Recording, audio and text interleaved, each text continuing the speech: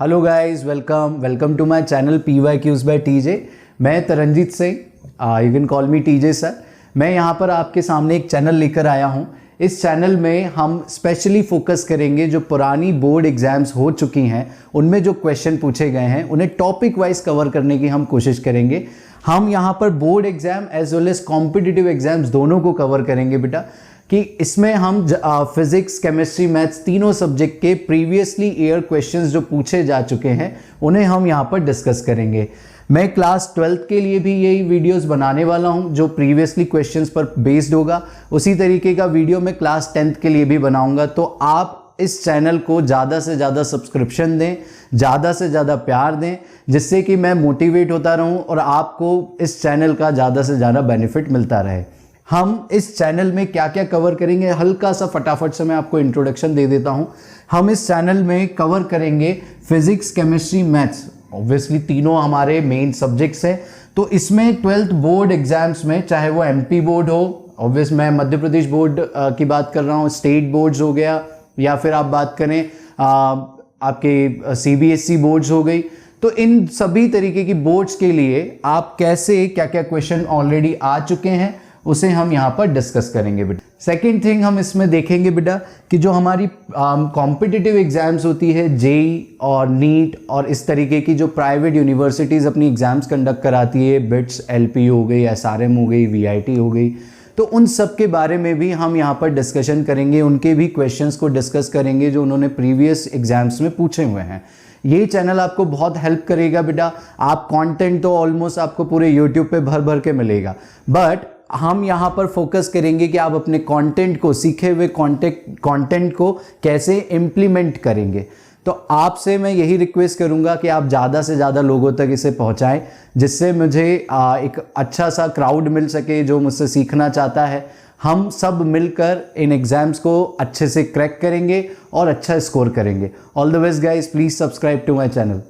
चलिए गाइस, तो आज हमारा टॉपिक है व्हिटस्टन ब्रिज। ये क्लास 12th फिजिक्स का टॉपिक है from the chapter number 3।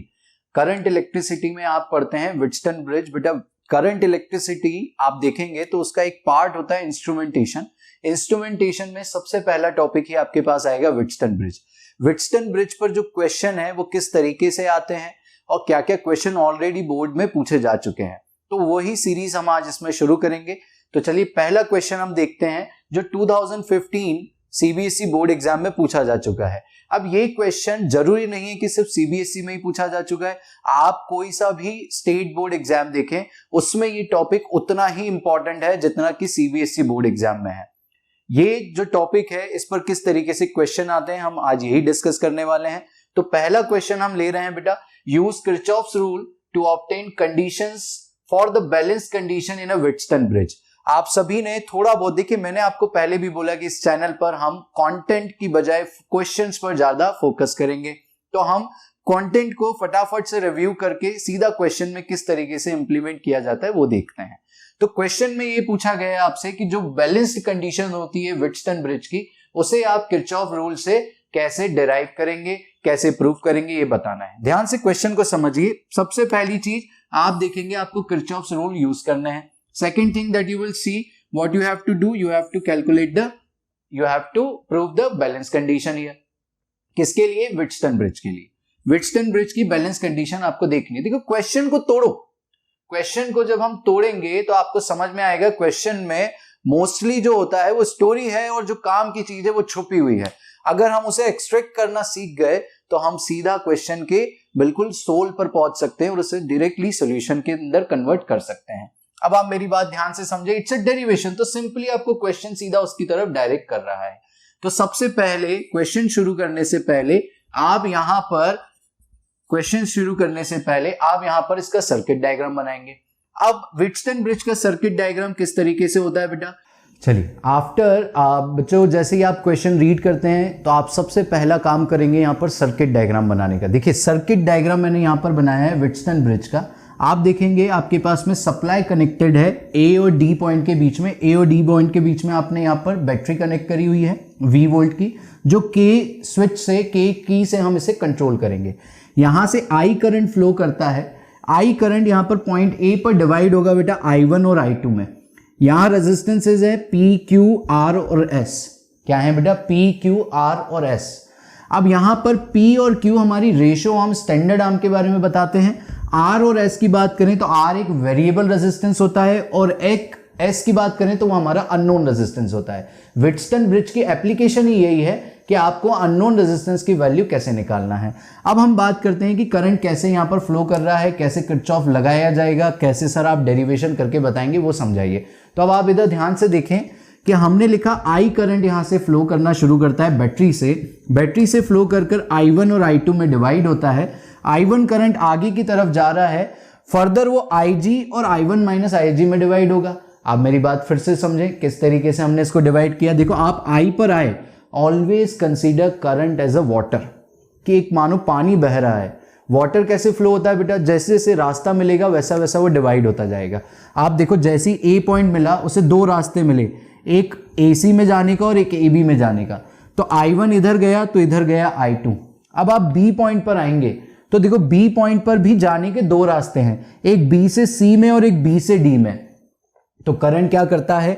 B से C में IG करंट जाता है और B से D में आपके पास I1 माइनस IG। अब आप बोलेंगे सर I1 माइनस IG कैसे गया? देखो आ कितना रहा था? I1। यहां से करंट कितना आ रहा है बेटा? I1 करंट आ रहा है। अब ये जो I1 करंट है उसमें से IG करंट BC में चला गया, तो बचा कौन? I1 minus IG। वो किधर जाएगा बेटा? B से D में जाएगा। अब नीचे वाली आर्म की बात करते हैं। यहां I2 करंट आ रहा है, ये I2 करंट आ रहा है, ऊपर से IG आया और इधर से I2 आया। देखो C पॉइंट पर IG करंट और I2 करंट मिल गए। अब ये दोनों मिल गए, जैसे ट्रिब्यूटरी नहीं मिलती थी नदियां, वैसे ही देखिए अब IG आया यहां से आपके पास I2 आया। अब ये दोनों मिलकर ऊपर जा रहे हैं, तो I2 प्लस IG ऊपर की तरफ जाएगा और वापस आपको फाइनली कितना करंट मिलेगा बेटा? वापस आपको फाइनली I करंट वापस मिल जाएगा सर्किट में। चलिए अब इसमें किस तरीके से हम किरचॉफ को यूज करेंगे वो हम समझते जा रहे हैं। अगर आपको अभी भी करंट डिवीजन समझ नहीं आया है तो कोई प्रॉब्लम नहीं, जैसे जैसे हम लूप यूज करेंगे आपको ये चीजें समझ में आती जाएगी और अच्छे से बने रहिए। आप देखें कितना मजेदार है ये टॉपिक और बहुत इंपॉर्टेंट है हमारे लिए। ठीक है, चलिए यूज द किरचॉफ रूल। तो किरचॉफ रूल यूज करना पड़ेगा, तो हम लिखेंगे बेटा बाय किरचॉफ वोल्टेज लॉ। किसके थ्रू बेटा? Kirchhoff voltage law, that is KVL. KVL कहता है लूप आप चूज करें, एक क्लोज्ड लूप को चूज करेंगे, क्लोज्ड लूप को लेकर आप सर्किट में गोल घूमो और अपने सर्किट में वोल्टेज को क्या करिए? स्टेबलाइज करिए। कैसे? देखिए ध्यान से समझे। आप A टू B गए, B टू C और C टू A। कहां गए बेटा? कहां पर गए आप? A to B, B to C and C to A। देखें आप लोग, A to B, B to C, C to A। समझ में आया है बेटा? अब इसमें देखिए आप चलते जाएं, आप जब P के पास जा रहे हैं, always remember according to the sign convention, resistor में करंट के साथ वोल्टेज ड्रॉप होता है। तो we are writing minus P into I1, resistance into current, this is the voltage across the P resistance. देखो P रेजिस्टेंस के cross voltage कितना होगा बेटा? रेजिस्टेंस की वैल्यू इंटू करंट, करंट कितना है उसके क्रॉस? I1 और वैल्यू कितनी है? P। चलिए आगे चलते हैं, हम नीचे आ रहे हैं बेटा यहाँ पर। अब यहाँ पर जैसे ही नीचे आओगे तो आपको मिलेगा IG करंट और किसके क्रॉस? G galvanometer. तो गैल्वेनोमीटर का रेजिस्टेंस हमने मान लिया G है। आगे चलते हैं, देखो अब आप लूप में ऊपर जा रहे हैं but the current is coming down. मेरी बात ध्यान से समझना बेटा, यहाँ पर आप लूप में C टू A जा रहे हैं बट करंट नीचे आ रहा है I2। तो आप देखेंगे यहाँ पर आपके पास में माइनस की जगह साइन लगेगा प्लस और यहां पर वैल्यू आ गई RI2। Now as you are coming to the point A again, तो आप इक्वल्स टू 0। मेरी बात समझ में आई बेटा? कैसे आप इक्वल्स टू 0 करेंगे? जहां से लूप शुरू किया था घूमकर वहां आ गए तो इक्वल्स टू 0 लगाओ। मेरी बात समझ में आई बेटा? ये प्लस साइन क्यों लगा है? ये प्लस साइन क्यों लगा है ये समझ में आया आपको? ये प्लस साइन इसलिए लगा है कि आपका लूप का डायरेक्शन था C टू A। आप कैसे गए बेटा? इस तरीके से आप फ्लो कर जा रहे हो। This is the direction of your going. आप इस तरीके से जा रहे हैं, A to B, B to C, C to A। कैसे जा रहे हैं बेटा? A to B, B to C, C to A। जब आप C टू A जा रहे हैं, करंट तो आपके ऑपोजिट डायरेक्शन में आ रहा है, इसलिए हमने प्लस की यहां पर माइनस की जगह क्या लगाया है बेटा? प्लस। चलिए आप इसको अरेंज करें, तो सारी नेगेटिव टर्म को एक तरफ कर दो, सारी पॉजिटिव टर्म को एक तरफ कर दो। तो आपके पास क्या आएगा बेटा? यहां पर PI1 plus IG into G equals to RI2। Any doubt in this बेटा? आप लोग अपना जो भी डाउट्स हैं कमेंट बॉक्स में लिखते जाएं, मैं उसे देखूंगा। अगर मुझे आप लग रहा है कि हम उसे फिर से डिस्कस कर सकते हैं इमीडिएटली, तो हम इमीडिएटली भी करते जाएंगे, और साथ ही साथ मैं अगली क्लास में उसको रेक्टिफाई करने की कोशिश करूंगा।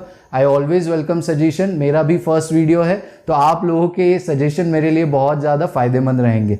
चलिए, PI1 plus IG into G equals to RI2 है बेटा। चलिए, अब हमने ये KVL फर्स्ट लूप में लगाया था, अब हम सेकेंड लूप में KVL लगाते हैं। तो again by KVL in loop, अब आप कौन सा लूप लेंगे बेटा? B to D, D to C, C to B। कहाँ गया? B टू D, B से D तक, D से C तक, और वापस C से D तक। अब आप बोलेंगे सर जरूरी है यही लूप लेना है डायरेक्शन का? नहीं, आप कैसा भी लूप का डायरेक्शन ले सकते हैं, क्लॉक एंटी क्लॉक ये आप पे डिपेंड करता है। बस आपको ध्यान रखना है कि साइन कन्वेंशन की गड़बड़ ना हो। चलिए आगे चलते हैं हम लोग। ध्यान से देखो आप लोग, जब B से D की बात करते हैं, B से D की तरफ, तो B से D में करंट क्या आ रहा है बेटा? I1 minus IG। करंट कितना आ रहा है? I1 minus IG। और यहां रेजिस्टेंस की वैल्यू कितनी है? Q। देखो माइनस साइन क्यों लगा, ये समझ में आ रहा है। आपका डायरेक्शन, करंट का डायरेक्शन, रेजिस्टर के अक्रॉस वोल्टेज ड्रॉप, ये तीन चीजें याद रखो। आपका डायरेक्शन, करंट का डायरेक्शन और रेजिस्टेंस। रेजिस्टेंस में हमेशा ड्रॉप होता है तो नेगेटिव साइन। बस जब हम उल्टा जा रहे हैं, जैसे अब हम आते हैं डी से सी ब्रांच पे, देखिए डी से सी में जा रहे हो करंट, लेकिन सी से डी आ रहा है। आप ध्यान से देखो बेटा, आप कैसे जा रहे हैं? आप इस तरीके से ट्रेवल कर रहे हो इस लूप में, डी से सी की तरफ। तो डी से सी में अगर आप जाते हैं तो माइनस की जगह प्लस आएगा, क्योंकि आपका डायरेक्शन और करंट के आने का डायरेक्शन अलग अलग है। तो माइनस की जगह क्या आता है बेटा? प्लस। अब यहां पर करंट कितना है? I2 प्लस IG, और रेजिस्टेंस की वैल्यू कितनी है? S। रेजिस्टेंस की वैल्यू कितनी है? S। चलिए अब ऊपर जाना है हमें, लूप अभी बंद नहीं हुआ है, हम B से D आ गए, D से C आ गए, अब हमें वापस B की तरफ जाना है। अब हम यहां से ऊपर जा रहे हैं, बट IG करंट नीचे आ रहा है बेटा। IG करंट नीचे आ रहा है तो अगेन प्लस साइन लगेगा, और आपके पास में यहां क्या आ जाएगा? IG into G equals to 0 बेटा। कोई दिक्कत तो नहीं यहां तक? हम आगे चलते हैं इसमें। अब आप देखें इसको सॉल्व करने का तरीका।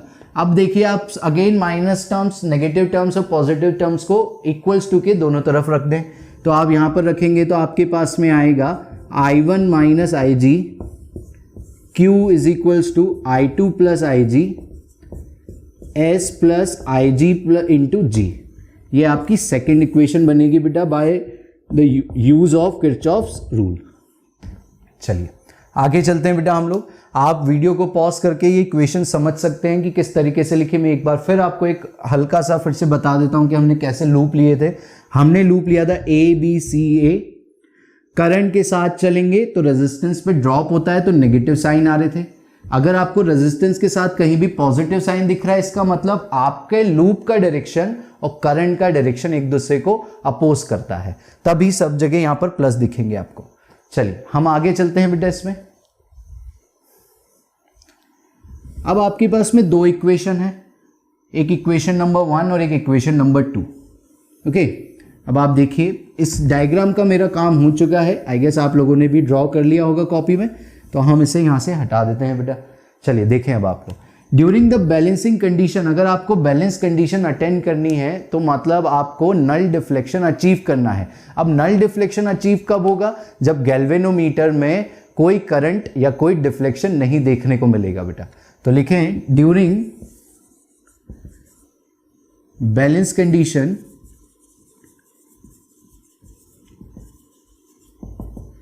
galvanometer shows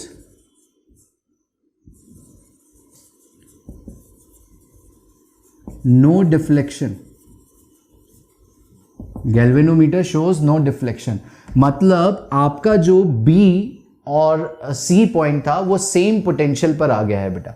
आप चाहें तो ये मेंशन कर दें, एग्जामिनर को अच्छा लगता है। हम तो बोर्ड की कॉपी चेक करने जाते हैं, अगर आप ये लिखते हैं तो इट मेक्स अस कि हाँ हमें अंडरस्टैंडिंग हो जाती है कि बच्चे को इतना नॉलेज है कि करंट कब फ्लो नहीं करता है। तो आप लिख सकते हैं that is potential eight B and C point, B and C point is same. Potential at B and C point is same. ठीक है बेटा, आगे चल। तो बैलेंस कंडीशन में गैल्वेनोमीटर हमें कोई डिफ्लेक्शन शो नहीं करने वाला है। डिफ्लेक्शन शो नहीं कर रहा है मतलब हम लिख सकते हैं current that is IG is 0। Current क्या है बेटा? 0 इन अक्रॉस, इस तरीके से लिखे आप लोग, अक्रॉस द गैल्वेनोमीटर। चिनो,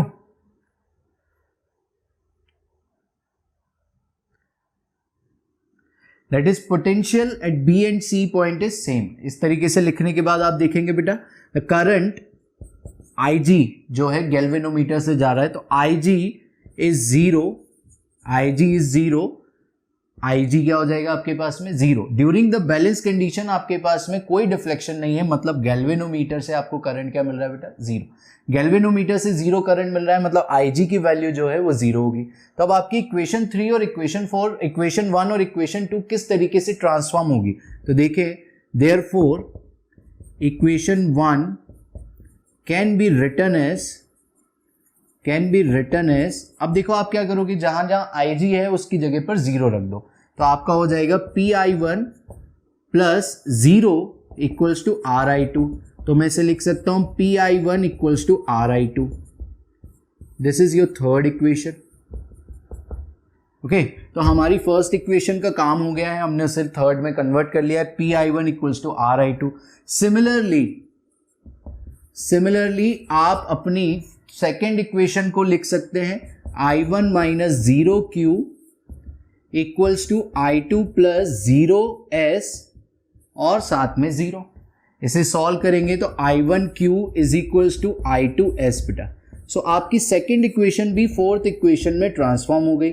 और फोर्थ इक्वेशन को हम किस तरीके से लिख सकते हैं आप लोग देखें यहाँ पर, PI1 RI2 equals to I1Q I2S। अब आप इन दोनों का रेशियो ले लें, तो टेक रेशियो ऑफ, अब आप क्या करें बेटा, जैसे ही आपको इक्वेशन 3 और इक्वेशन 4 मिलती है आप इन दोनों इक्वेशंस को डिवाइड कर दें। तो आप देखें फ्रॉम इक्वेशन 3 एंड इक्वेशन 4 आप लिख सकते हैं यहां पर PI1 upon QI1 equals to RI2 upon SI2। अब आप देखें यहां पर आपके पास में I1 I2 कैंसल आउट होता है बेटा, तो आपके पास क्या आएगा यहां पर, P by Q equals to R by S। P by Q किसके इक्वल आ रहा है बेटा? R बाई S के। ठीक है, तो ये आपकी बैलेंसिंग कंडीशन यहां पर इस तरीके से डिराइव होती है। ठीक है, तो आपको क्वेश्चन में पूछा ये गया था, use Kirchhoff's rule to obtain the condition for the balance condition in a Wheatstone bridge. तो व्हिटस्टन ब्रिज में जब भी हम बैलेंसिंग कंडीशन की बात करेंगे तो ये पॉइंट हमारे लिए बहुत ज़्यादा इंपॉर्टेंट होता है, आपको याद भी रखना है। अगर मान लीजिए इससे एमसीक्यू बनता है तो आप उसमें भी आंसर कर सकते हैं। बैलेंसिंग कंडीशन कब ऑब्टेन होगी? जब आपके पास IG की वैल्यू 0 होगी। तो IG 0 होगा तो आप बोल सकते हैं बैलेंस कंडीशन हमारे पास में व्हिटस्टन ब्रिज में ऑब्टेन्ड हो चुकी है। और ड्यूरिंग द बैलेंस कंडीशन आपका P बाई क्यू और R बाई S क्या होगा बेटा? इक्वल। तो ये इस तरीके से क्वेश्चन पूछा गया है, स्टेट बोर्ड्स में भी बहुत बार इस तरीके से क्वेश्चन को पूछा जा चुका है। तो ये बहुत इंपॉर्टेंट क्वेश्चन है हमारे लिए और ईजी है। आप इसमें बढ़िया से लूप लें जिस तरीके से आपको बताया गया है और आप इसको कंटिन्यू कर सकते हैं। चलिए, धन्यवाद। चलिए बेटा, अब हम आते हैं नेक्स्ट क्वेश्चन पर। नेक्स्ट क्वेश्चन में देखेंगे, क्वेश्चन पूछा गया है बोर्ड एग्जाम में 2013 में और जेई में भी 2006 में ये क्वेश्चन आ चुका है बेटा। पूछा गया है calculate the value of current drawn from 5 volt battery in the circuit as shown. अब आप देखें कि हमें कैसे पता चलेगा कि सर ये व्हिटस्टन ब्रिज पर ही बेस्ड है, हमें किस तरीके से हम इस क्वेश्चन को आगे प्रोसीड करें। तो देखिए, आप इसमें हमेशा कोशिश करें कि आपके जो रेशो आर्म्स हैं जो आप डिटेक्ट कर सकते हैं उनका जो हम रेशो लें, रेशो आर्म्स के जो रेशो आते हैं 10 और 20, 5 और 10, ये सेम आने चाहिए। तो देखिए 10/20 का रेशो 1/2, 5/10 का रेशो 1/2। तो क्वेश्चन को जब आप देखेंगे ध्यान से तो ये एक बैलेंस्ड व्हिटस्टन ब्रिज को इम्प्लीकेट कर रहा है। तो तो बैलेंस वेस्टर्न ब्रिज में क्या होता है आपका P और Q, P/Q 1/2 है, R और S 5/10 1/2 है। तो P/Q और R/S का जो रेशो है वो यहाँ पर क्या है, इक्वल है। इक्वल होने के कारण अब आप इस सर्किट को किस तरीके से मॉडिफाई कर सकते हो बेटा, ध्यान से समझो। बीच वाली आर्म B और C में कोई करंट नहीं जाने वाला। आपको याद हो अभी हमने लिखा था BC में कोई करंट नहीं जाएगा, तो आपका जो सर्किट है वो इंप्लीमेंट होगा इस तरीके से। ये 10 और 20 क्या हो जाएंगे बेटा, सीरीज में, और साथ में ये 5 और 10 कैसे हो जाएंगे आपके साथ, सीरीज में। तो आपने जिनके रेशो लिए थे उनको सीरीज कर दो। क्या करेंगे बेटा, आपने जिनके रेशो लिए उनको सीरीज कर दो, अपने आप आपको क्वेश्चन समझ में आ जाएगा कि किस तरीके से आगे प्रोसीड करना है। ये आया आपका 10 ओम, ये आया 20 ओम। देखिए आपने इन दोनों के रेशो लिए थे कैलकुलेट करने के लिए, 10 और 20 का रेशो लिया था, यहाँ भी 10 और 20 को सीरीज कर दो। 5 और 10 का रेशो लिया था, तो आप देखो 5 और 10 को क्या कर दो, आप सीरीज कर दो। तो आप जब इनको सीरीज सॉल्व करेंगे तो आपका देखिए सर्किट में आर इक्विवेलेंट निकालना जरूरी है। हमें निकालना है करंट कितना ड्रॉ कर रही है 5 वोल्ट की बैटरी, मतलब करंट ड्रॉन निकालना है, मतलब टोटल करंट निकालना है आपको सर्किट में। टोटल करंट निकालना है, क्या निकालना है बेटा, टोटल करंट। तो टोटल करंट के लिए आपके पास टोटल रेजिस्टेंस मतलब इक्विवेलेंट रेजिस्टेंस होना चाहिए। तो अब जैसे ही हम इस सर्किट को इस तरीके से मॉडिफाई करते हैं एक सिंपल सर्किट में, कॉम्प्लेक्स से सिंपल में आ गए बेटा अब आप, तो अब आप इसको जब सॉल्व करने जाएंगे तो you can see R equivalent निकालना आसान है। कैसे निकालेंगे सर, तो देखो आप यहाँ पर ये दोनों सीरीज है, ये दोनों क्या है आपके पास, सीरीज। यहाँ भी ये दोनों क्या है, सीरीज। इनका जो भी कॉम्बिनेशन आएगा वो कैसा रहेगा बेटा आपके साथ, पैरेलल में। तो हम इनको और छोटा करते हैं सर्किट को। देखिए सर्किट छोटा होकर किस तरीके से बनेगा, आप एग्जाम में भी बिल्कुल यही बता सकते हैं। लिख लेना यहाँ पर आप कि as the bridge is balanced, as the bridge is balanced, as the bridge is balanced, that is आपके पास 10/20 का रेशो 5/10 के साथ में इक्वल है। therefore what you can write, the arm BC receives no current, तो उसे हमने हटा दिया। तो आप ये सर्किट बनाएंगे, उसके बाद में आप लिखें ये दोनों सीरीज में हैं। So from the modified circuit,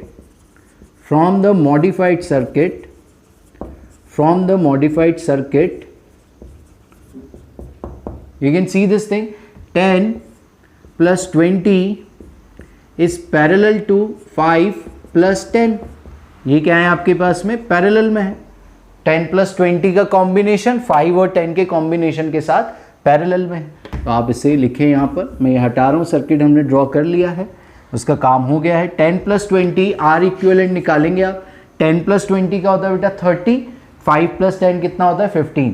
तो आप यहाँ पर डायरेक्ट फॉर्मूला यूज कर सकते हैं। अगर कोई भी दो रजिस्टर पैरेलल में है तो you can use this R1 R2 upon R1 plus R2। यहाँ पर 30 और 15 पैरेलल में है, तो 30 इंटू 15, 30 प्लस 15 सॉल्व करेंगे बेटा, तो आपके पास में वैल्यू कितनी आएगी, 30 इंटू 15 अपॉन 45।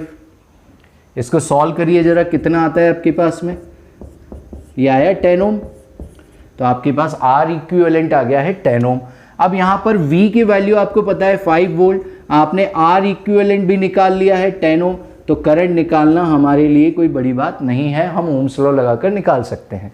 तो आप यहाँ लगाए V equals to I R. V पता है 5, I निकालना है, R आपको पता है सर्किट का कितना है 10। तो यहाँ पर जब आप I की वैल्यू निकालेंगे वो आएगी 5/10, दैट इज 0.5 एम्पियर। तो आपकी जो बैटरी है वो 0.5 एम्पियर का करंट ड्रॉ करेगी। कहाँ से, अपनी 5 वोल्ट की बैटरी आपको 0.5 का करंट सर्किट में फ्लो करा कर देगी। देखिए यहाँ पर क्वेश्चन में आपको किसी इंडिविजुअल रजिस्टर पे करंट नहीं पूछा है, आपसे पूछा है 5 वोल्ट की बैटरी कितना ड्रॉ कर रही है, तो आपको टोटल करंट निकालना है। तो टोटल करंट के लिए टोटल रेजिस्टेंस और साथ ही साथ आपको टोटल वोल्टेज पता होना चाहिए। तो हमें टोटल वोल्टेज तो गिवन था, टोटल रेजिस्टेंस हमने ब्रिज को बैलेंस कर निकाला। आई थिंक ये आपको समझ में आया होगा। अगर आपको इससे रिलेवेंट कोई डाउट लगता है तो आप प्लीज़ कमेंट में लिखिए, हम उसे डिस्कस करेंगे। अब आप देखेंगे कि और नए ईयर्स में क्वेश्चन 2012 में मेरे सामने एक और क्वेश्चन है, 2012 में भी पूछा गया है। सिर्फ और सिर्फ क्वेश्चन का डेटा चेंज हुआ है, बाकी क्वेश्चन सेम रहेगा। मतलब आप सोच सकते हैं कि कितना फ्रिक्वेंटली पूछा जा चुका है, बस सिर्फ और सिर्फ नंबर को चेंज करें, एक नया क्वेश्चन बन जाता है। तो हम अगले इसमें इससे रिलेवेंट और क्वेश्चंस देखेंगे। जब तक आप चैनल को और लाइक दें, से ज़्यादा शेयर करें, जिससे ज़्यादा से ज़्यादा स्टूडेंट से हम जुड़ सकें और उनको अपने चैनल के बेनिफिट दे सकें। चलिए बेटा, बाय।